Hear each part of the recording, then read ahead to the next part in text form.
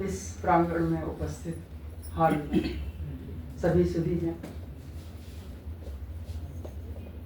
को मैं आज इस लोकार्पण के अवसर पर प्रणाम करती हूँ।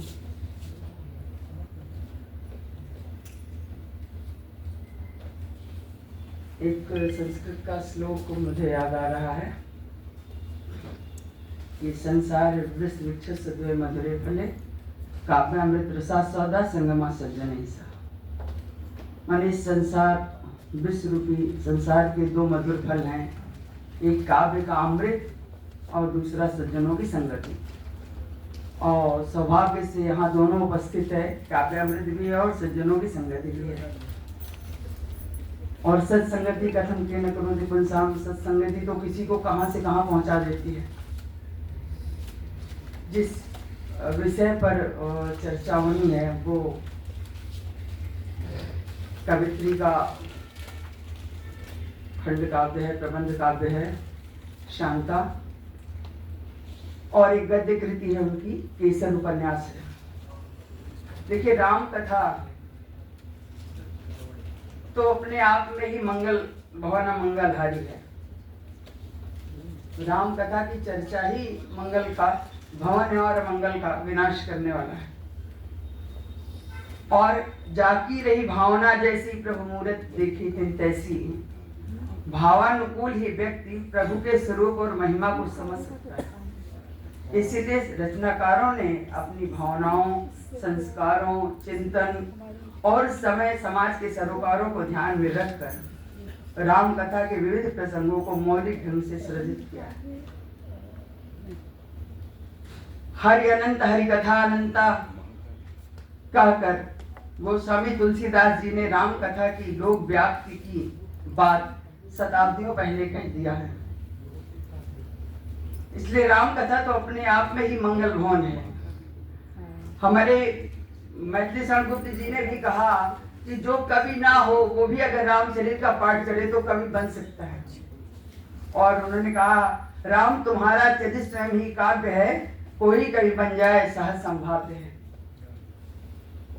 तो राम कथा तो अपने आप में ही परिपूर्ण है। और उस राम कथा के प्रसंगों को, काव्य परंपरा को, राम काव्य परंपरा को उठाया है हमारी प्रेमलता जी ने, और बहुत अच्छा उनके कई कृतियां आ चुकी हैं। और सहयोग से मैं हर कृति में लोकार्पण में रही हूँ। शत्रुघ्न प्रिया उनकी आई है शुद्ध कीर्ति, जो नायिका प्रधान है। इसी तरह निषाद राज को नायकत्व प्रदान करते हुए उन पे भी उनका खंड काव्य है कि नया काव्य शांता उन्होंने लिखा है, जो बहुत ही अचर्चित पात्र है।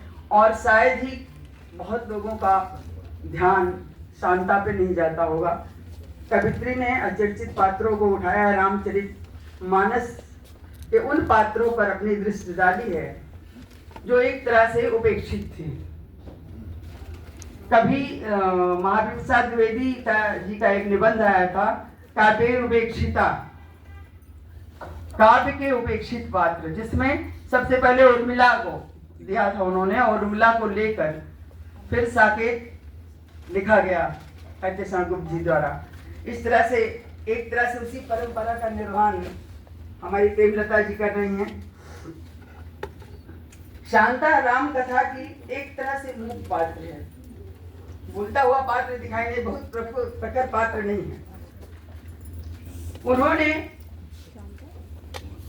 कई जगहों से, जहाँ जैसे वाल्मीकि रामायण में थोड़ा सा भवभूति के उत्तरामचरितम में थोड़े सूत्र रूप में उनका उल्लेख हुआ है, जहाँ शांता को महारानी कौशल्या और दशरथ पुत्री माना गया है। इसी तरह से तमाम और भी, जैसे पुराण है, विष्णु पुराण है, भागवत पुराण है, भवभूति का उत्तरामचरितम है, पद्म पुराण है, स्कंद पुराण है, असमिया रामायण है, भावार्थ रामायण है, आनंद रामायण है, बंगला रामायण है। आज में भी शांता को कौशल्या की पुत्री और दशरथ पुत्री माना गया है।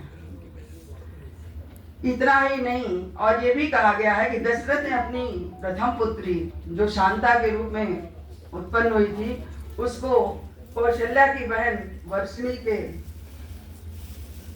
पति अंग देश के राजा रोमपाद को उन्होंने दे दिया था।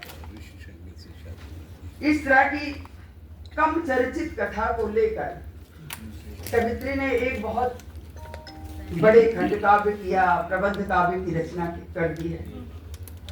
यह काव्य निश्चित रूप से इस पे सबसे पहले डॉक्टर जगदीश गुप्त ने शांता नाम से प्रबंध काव्य की रचना की, जो संभवतः हिंदी में लिखी गई प्रथम काव्य कृति रही होगी, जो छंद मुक्त है। इसी तरह से अनंतर उसके बाद प्रताप नारायण मिश्र ने भी शांता नामक एक और काव्य की रचना की, जो छंदोबद्ध है और भारतीय परंपरा को विशेष रूप से महत्व देती है।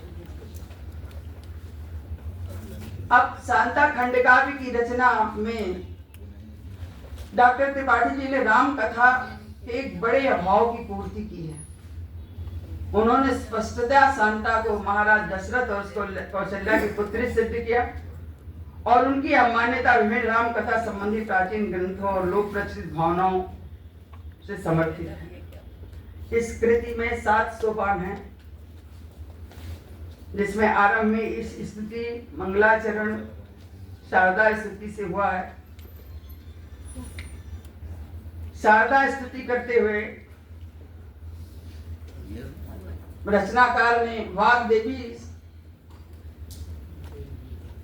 के उपासक और जगत की मोह माया से विलग रहने की, अक्षर साधन मृत रहने की कामना की है और उन्होंने कहा है, माया जगत न मोहे मुझको दर्पण मनो अधिकारी, ने मिले माँ दिव्य की दृष्टि से बने जगत दियाचारी, सुप्त हृदय विश्वास जगा दो कर वीड़ा साकार लिए, अक्षर अक्षर ब्रह्मनाद हो अभिमंत्रित आधार लिए। निश्चित रूप से शांता का त्रेता का चरित्र आज भी सभी स्त्रियों के लिए प्रेरणादायक है। कवित्री ने उपलब्ध साहित्यिक स्रोतों से शांता की कथा और व्यक्तित्व की छवियों का अवलोकन किया और अपनी मौलिक कल्पना से शांता का स्वरूप निर्मित किया है। कथा वस्तु पर हम नहीं जाएंगे, क्योंकि कथा वस्तु लगभग सभी को पता होगी कि छोटी सी घटना को कि कवित्री ने लिया है कि शांता दशरथ और कौशल्या की पुत्री है और उसके जन्मोत्सव का अवसर होता है, जिसमें जन्मोत्सव के अवसर पर उनकी बहन वर्षली और अंग देश के राजा रोमपाद जी आते हैं, जहां वो प्रसन्न भी हैं और दुखी भी हैं, क्योंकि निसंतान हैं और उनकी निसंतानता और दुख को देखते हुए महाराज दशरथ और कौशल्या ने अपनी पुत्री को उन्हें एक तरह से गोद दे दिया। तो यहाँ लेखिका ने कई चीजों पे प्रकाश डाला है, जैसे तत्कालीन समाज की निसंतानता पे और अनावृष्टि के समय वृष सिंह द्वारा किए हुए पुत्रेष्ठ यज्ञ पे, कि अनावृष्टि उस समय होती रही होगी। अनावृष्टि हुई थी वहाँ रोमपाद के उसमें अंग देश में, तो वहां भी उन्होंने यज्ञ किया। इस तरह से अनावृष्टि पे, संतान निसंतानता पे और गोद लेने की प्रथा की ओर भी इस कृति में इंगित किया गया है।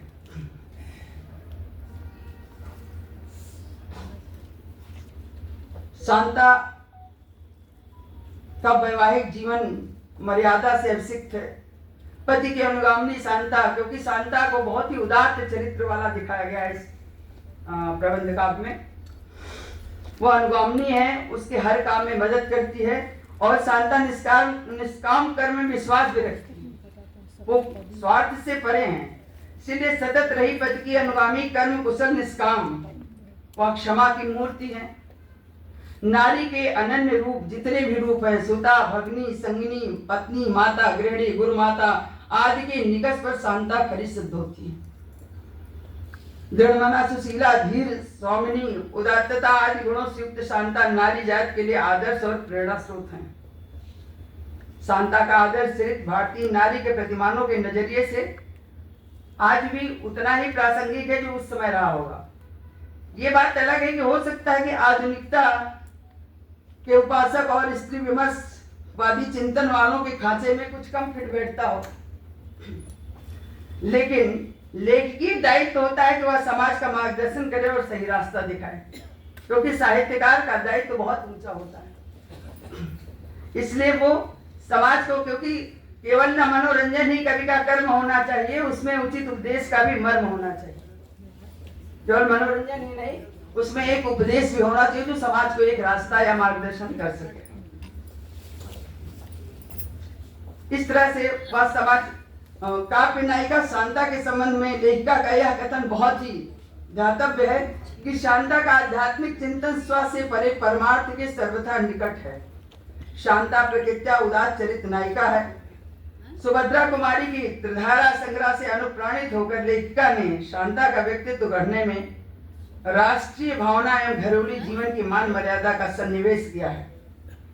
शांता का गार्हस्थ जीवन इसी से पुष्ट होता है कि स्वार्थ सिद्धि की ललक न मन में जागृति का संदेश, भावी मंगल की प्रत्याशा, अर्पण हुआ निवेश, दुविधा से द्वैत सुहावन कथित मान धन स्वार्थ, सुता सहज की संरचना में अद्भुत यह परमार्थ। और फिर गृहिणी पद की सफल साधिका, दर्प रहित कर्तव्य, नियमित सुनते आश्रमवासी, प्रेरक पथ वक्तव्य, संकल्प विधि था शांता का विस्तृत आठों याम, अन्नपूर्णा माता सभी की लेती का विश्राम।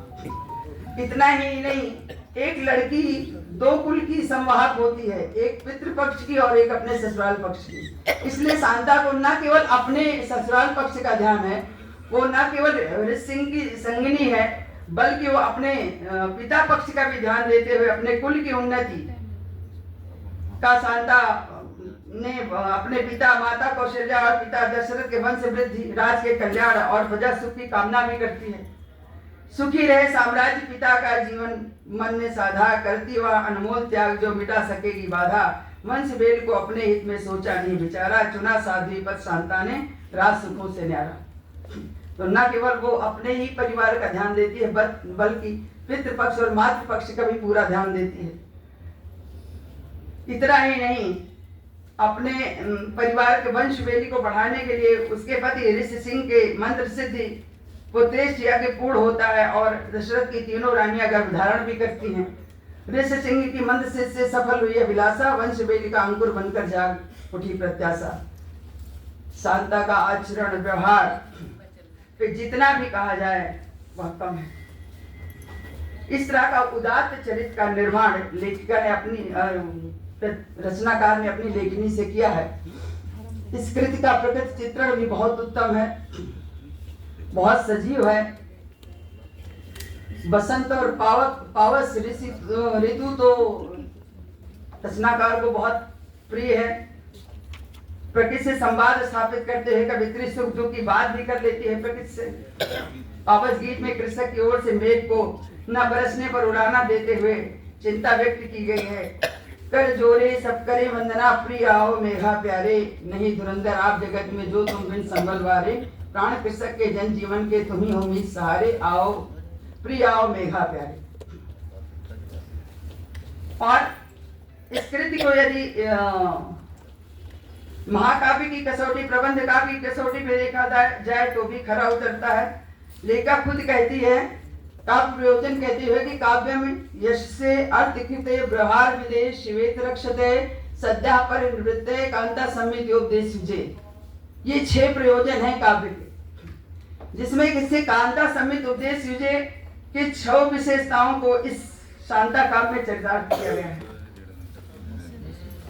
प्रबंध काव्य की दृश्य की कसौटी पर भी यह खरा उतरा है, क्योंकि कथा योजना, नायकत्व, वातावरण, चरित्र, रस योजना, काव्य गुण, अलंकार की दृश्य भी यह कृति उत्कृष्ट बन पड़ी है।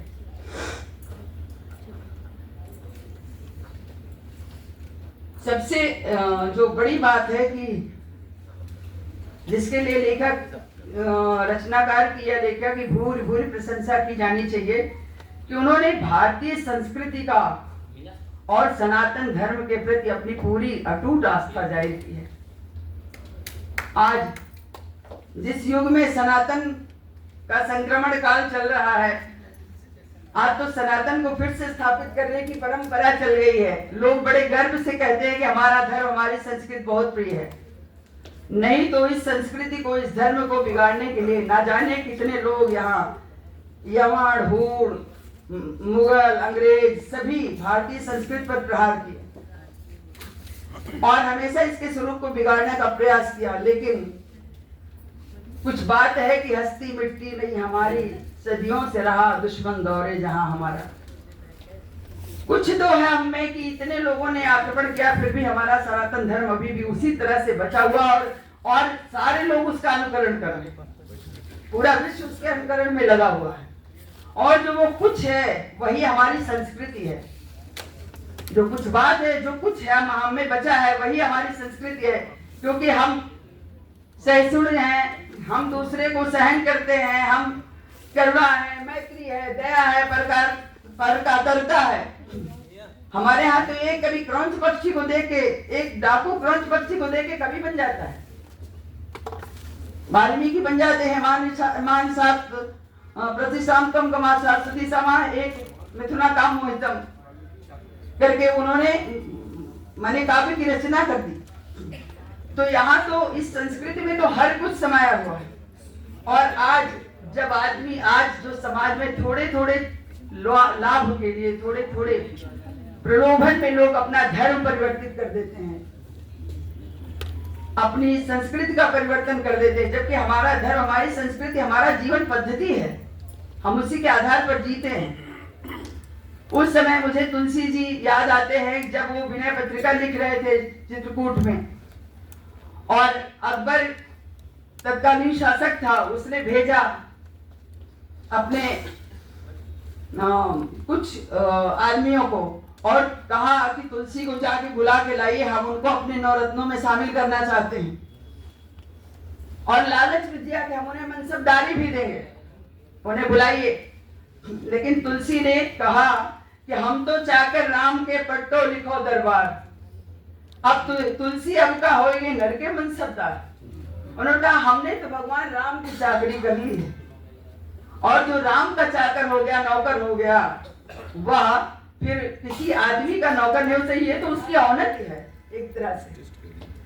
तो आज मुझे बहुत अच्छा लग रहा है कि इसी गौरवशाली परंपरा का निर्वाह हमारी कवित्री कर रही हैं, अपने धर्म की, अपनी संस्कृति, राम कथा की। इसके लिए वो भूरी भूरी प्रशंसा की पात्र है। जितना उनकी प्रशंसा की जाए उतना कम है। मैं चाहूंगी कि उनकी हर कृति हर युग में अपना स्थान बनाए, सराहनीय रहे, और यह उनकी काव्य यात्रा कभी खत्म ना हो। इसी के साथ मैं अपनी वाणी को समाप्त करती हूँ। धन्यवाद।